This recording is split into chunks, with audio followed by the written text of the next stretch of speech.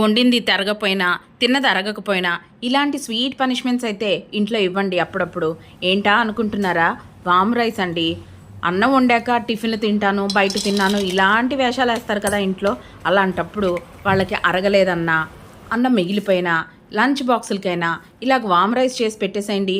ఎక్కువగా పల్లీలు వేసుకొని, పోపులు వేసేసుకొని, అవసరమైతే జీడిపప్పు కూడా వేసుకోండి, కొంచెం పచ్చిమిరపకాయలు వేసేసి. యాండో ఎక్కువగా వేయండి వాము. అది వేయటం వల్ల మనకి డైజెషన్కి చాలా మంచిది కదా. అందులో ఇప్పుడు కొంచెం చల్లగా వర్షం కూడా పడుతుంది. సో కరివేపాకు వేసి మిగిలిపోయిన అన్నం అయితే ఇందులో వేసేసానండి. వేడిగా ఉన్న అన్నం కూడా వేసుకోండి, పర్వాలేదు. కొంచెం సాల్ట్ వేసి కలిపేసామనుకోండి, అబ్బబ్బబ్బబ్బా ఎంత సూపర్గా ఉంటుందో. మీరు కూడా ట్రై చేయండి ఇంట్లో.